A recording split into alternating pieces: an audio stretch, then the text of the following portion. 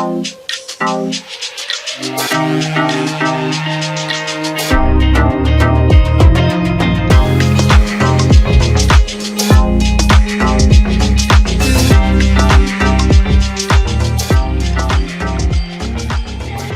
kita akan diskusi tentang publikasi ilmiah. Oh iya, saya perkenalkan dulu, nama saya Asip Suryadi. Sudah pada kenal kebanyakan ya. Saya Widya Iswara dari Balai Diklat Keagamaan Jakarta. NIP 196803113 dan 199513105. Pangkat golongan pembina utama Madya 4C. Nomor telepon saya 081288199490 ya. Emailnya asip_sayuradi@yahoo.co.id dan blognya edunesiania blogspot.id. Nanti saya lihatkan juga YouTube channel saya ya. Baik, ini karya tulisan berbentuk buku yang sudah saya tulis. Silakan apabila ada yang berminat nanti membeli buku saya. Ini terkait dengan penelitian tindakan kelas ya. Teman-teman, yang tanggal hari ini kapan? Januari. Mohon di unmute dulu, di mute dulu Zoom masing-masing biar tidak terlalu berisik.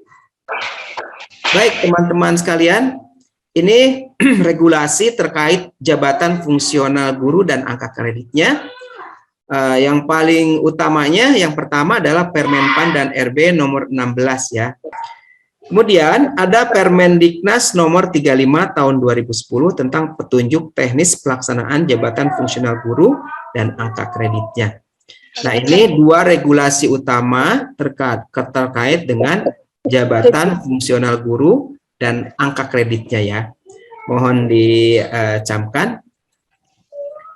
Baik, selanjutnya angka kredit guru dapat diperoleh dari 4 unsur. Pertama, pendidikan yang memperoleh ijazah. Kemudian pelaksanaan pembelajaran itu PKG, kemudian pengembangan keprofesian berkelanjutan dan penunjang. Nah, yang kita akan bicarakan nanti di bagian pengembangan keprofesian berkelanjutan ya. Pendidikan sudah, pelaksanaan pembelajaran PKG Anda sudah lakukan setahun sekali dan Anda sudah memperoleh angka kredit ya. Nah, kemudian pengembangan keprofesian berkelanjutan yang tadi sudah ada di kuis. Pengembangan keprofesian berkelanjutan itu terdiri dari 3 subunsurnya ya. 1, pengembangan diri, 2, publikasi ilmiah, dan 3, karya inovatif. Balik ke Zoom lagi ya. Nah, baik. Teman-teman sekalian, saya harus menjelaskan ini sebentar. Karir guru ini dari mulai 3A ya, guru itu, kemudian 3C, 3D, 4A, 4B, 4C, dan 4D, 4E itu guru utama. Nah, ini dimulai dari program induksi harusnya ya, tapi Anda mungkin tidak mengalami karena kita produk lama.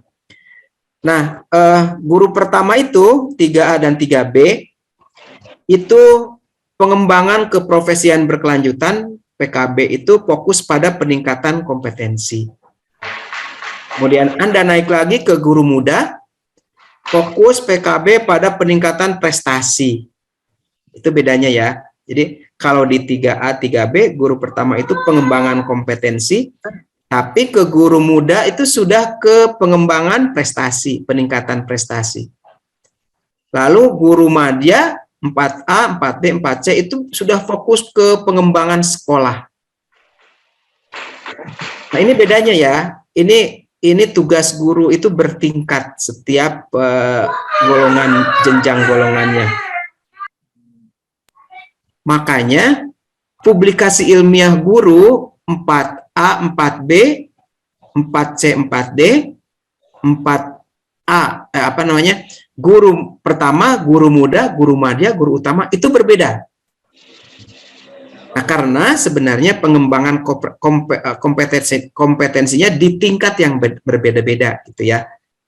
Nah, jangan sampai kita nih, jangan sampai sama saja nih, guru pertama, guru muda, guru madya, guru utama gitu ya.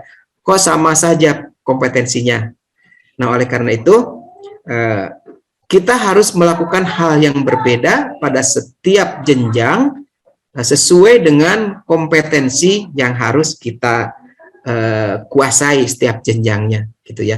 Jangan sampai guru pertama kompetensinya sama saja dengan guru madya, guru muda gitu ya. Bahkan guru madya lebih buruk misalnya dari guru muda. Nah, itu tidak dikehendaki. Baik, berikutnya. Nah, tadi sudah disampaikan PKB itu terdiri dari 3 unsur: pengembangan diri, publikasi ilmiah, dan karya inovatif. Dan kita sekarang akan berbicara dalam lingkup publikasi ilmiah ya. Baik. Nah, teman-teman sekalian, ini daftar angka kredit yang harus Anda peroleh di setiap jenjang gitu ya, terkait dengan publikasi ilmiah. Nah, yang terkait dengan publikasi ilmiah itu yang ini, yang PIN, PI, dan N, itu maksudnya publikasi ilmiah atau karya inovatif. Yang saya tunjukkan di lingkaran merah, nah itu subunsur publikasi ilmiah dan karya inovatif. Jadi maksudnya begini, kalau guru penata muda 3A mau naik ke penata muda tingkat 1, 3B, maka membutuhkan angka kredit 50. Itu ya. Nah, angka kredit 50 itu dari PKG, pengembangan diri, dan publikasi ilmiah atau karya inovatif. Nah, PKB-nya hanya diwajibkan 3 angka kredit dari pengembangan diri. Jadi, penata muda 3A belum wajib untuk mengumpulkan angka kredit dari publikasi ilmiah. Gitu maksudnya ya. Nah, kemudian misalnya lagi, penata muda tingkat 1, 3B membutuhkan angka kredit 50. Dari pengembangan diri 3. Dari publikasi ilmiah dan karya inovatif 4. Gitu ya.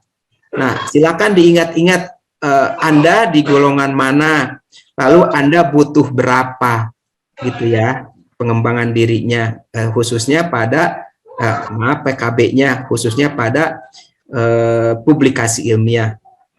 Nah, yang sudah 4A, nih Anda butuh 100, 4 pengembangan diri, 8 publikasi ilmiah dan atau karya inovatif. Atau ya, karya inovatif itu publikasi ilmiah atau jadi setara antara publikasi ilmiah dan karya inovatif. Nah, silakan nih, ada yang sudah ada yang 4D belum ya? Saya lupa tuh. Belum kayaknya. Belum ada ya. Pada mandek di 4A nih. Nih Anda harus mengumpulkan 4 pengembangan diri, 8 publikasi ilmiah atau karya inovatif. Mari kita lanjut. Ini lewat saja.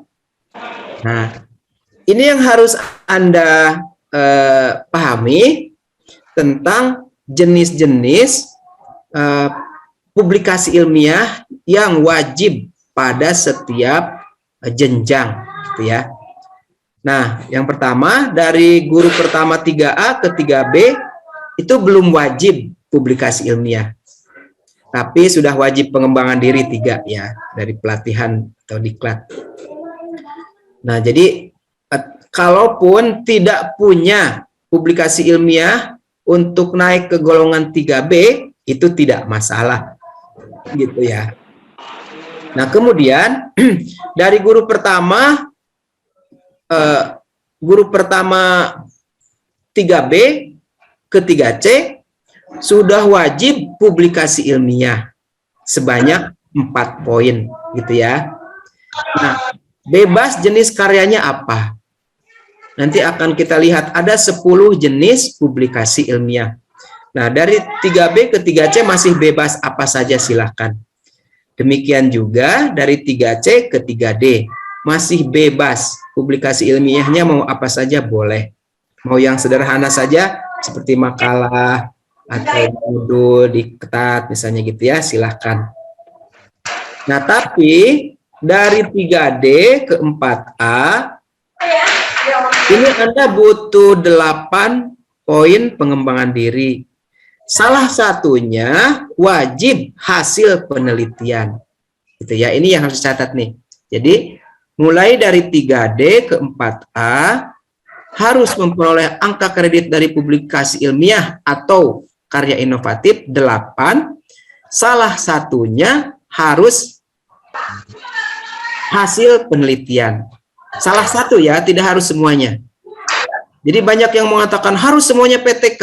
Nah, itu kan keliru. Tapi karena di sini disebutkan salah satunya wajib hasil penelitian, dan hasil penelitian tidak harus PTK seharusnya ya. Nah, yang lainnya dari makalah, dari artikel silahkan, tapi wajib salah satunya hasil penelitian. Nah, meningkat lagi dari 4A ke 4B. Wajib mengumpulkan 12 poin. Satu diantaranya harus hasil penelitian, dan satu lagi harus berbentuk artikel jurnal yang ISSN. Ya. Nah, ada peningkatan nih 3A ke 3B, itu harus ada laporan hasil penelitian dan satu lagi jurnal ISSN. Gitu ya. Nah, sama tuh 3B ke 3C.